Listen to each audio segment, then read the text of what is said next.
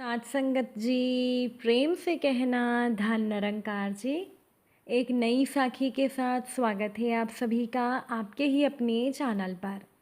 आज की साखी का विषय है अपने हर शब्द को बोलने से पहले तोलना बहुत ज़रूरी होता है। चलिए सुनते हैं आज की ये साखी।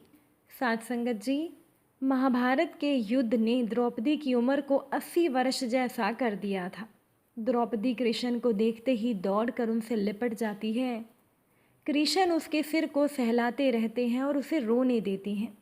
थोड़ी देर में कृष्ण द्रौपदी को खुद से अलग करके समीप के पलंग पर बैठा देते हैं। द्रौपदी ने कहा, ये क्या हो गया सखा? ऐसा तो मैंने सोचा ही नहीं था। भगवान कृष्ण बोले, नियति बहुत क्रूर होती है पांचाली। वह हमारे सोचने के अनुरूप नहीं चलती। वह हमारे कर्मों को परिणामों में बदल देती है। तुम प्रतिशोध लेना चाहती थी और तुम सफल हुई द्रौपदी। तुम्हारा प्रतिशोध पूरा हुआ। सिर्फ दुर्योधन और दुशासन ही नहीं, सारे कौरव समाप्त हो गए। तुम्हें तो प्रसन्न होना चाहिए। द्रौपदी कहने लगी, सखा, तुम मेरे घावों को सहलाने आए हो या उन पर नमक छिड़कने के लिए आए हो? कृष्ण कहने लगे, नहीं द्रौपदी, मैं तो तुम्हें वास्तविकता से अवगत कराने के लिए आया हूँ। हमारे कर्मों के परिणामों को हम दूर तक नहीं देख पाते हैं और जब वे समक्ष होते हैं तो हमारे हाथ में कुछ नहीं रहता। द्रौपदी कहने लगी, तो क्या सखा, इस युद्ध के लिए पूरी तरह से मैं ही जिम्मेदार हूँ? भगवान कृष्ण बोले, नहीं द्रौपदी, तुम स्वयं को इतना महत्वपूर्ण मत समझो। लेकिन तुम अपने कर्मों में थोड़ी सी दूरदर्शिता रखती तो स्वयं इतना कष्ट कभी नहीं पाती। द्रौपदी कहने लगी, मैं क्या कर सकती थी कृष्ण? अब भगवान कहने लगे, तुम बहुत कुछ कर सकती थी द्रौपदी। भगवान ने कहा, जब तुम्हारा स्वयंवर हुआ तब तुम कर्ण को अपमानित ना करती और उसे प्रतियोगिता में भाग लेने का एक अवसर देती तो शायद परिणाम कुछ और ही होते। इसके बाद जब कुंती ने तुम्हें 5 पतियों की पत्नी बनने का आदेश दिया तब तुम उसे स्वीकार नहीं करती तो भी परिणाम कुछ और होते। और उसके बाद तुमने अपने महल में दुर्योधन को अपमानित किया कि अंधे का पुत्र अंधा होता है। अगर तुम ये नहीं कहती तो तुम्हारा चीरहरण ना होता, तब भी शायद परिस्थितियाँ कुछ और होती।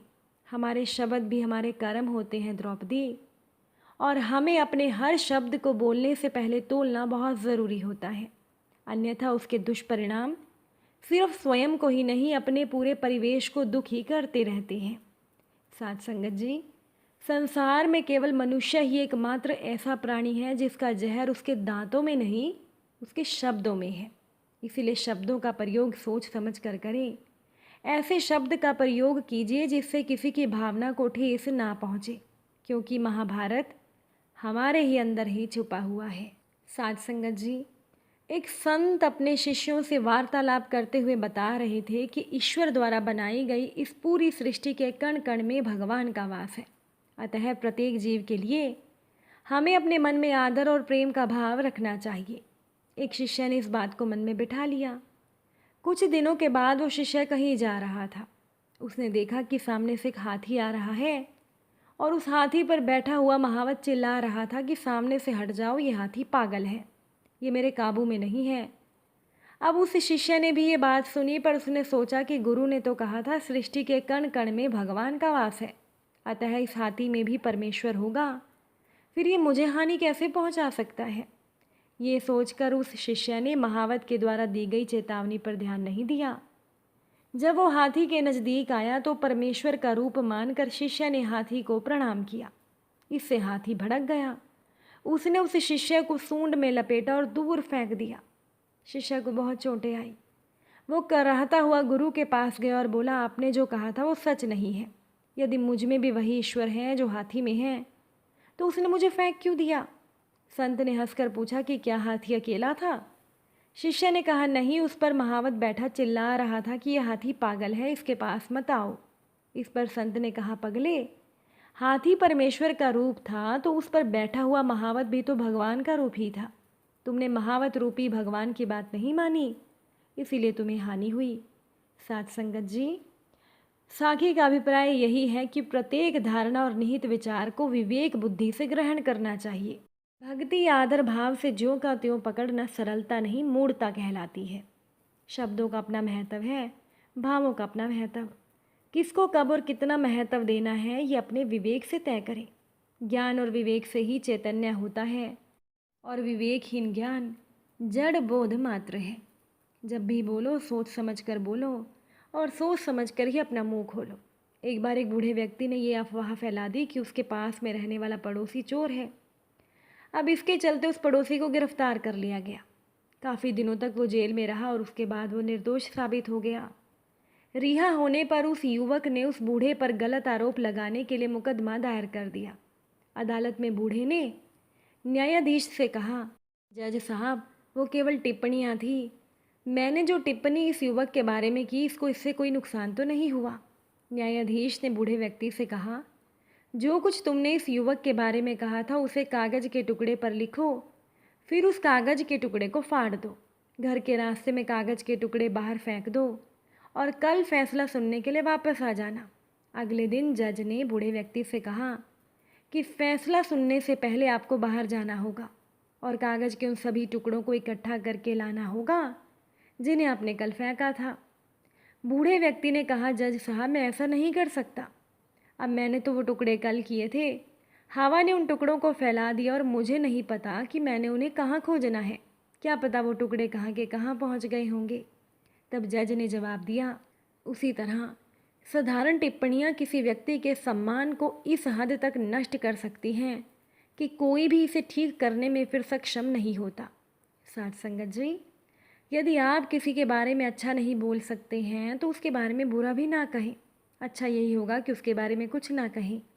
आइए हम सभी अपनी ज़ुबान के मालिक बने ताकि हम अपनी बातों के गुलाम ना बने। साथ संगत जी, ये शब्द ही ऐसी चीज़ है जिसकी वजह से इंसान या तो दिल में उतर जाता है या फिर दिल से ही उतर जाता है। साथ संगत जी, एक बार एक राजा को रात में सपना आया कि उसके सारे दांत टूट गए हैं, केवल सामने का एक बड़ा सा दांत मुंह में बचा है। राजा ने अगली सुबह दरबार में अपना सपना सुनाया और उसका प्रतिफल जानना चाहा। राजा के मंत्रियों ने सलाह दी कि स्वप्न विशेषज्ञों को बुलाकर सपने का फलादेश पूछा जाए। अब राजा ने घोषणा करवा दी कि जो भी विद्वान ज्ञानी राजा को उनके सपने का फलादेश बताएगा उसे अच्छा इनाम दिया जाएगा। कई लोग दरबार में आए परंतु कोई भी राजा को अच्छे जवाब से संतुष्ट नहीं कर पाया।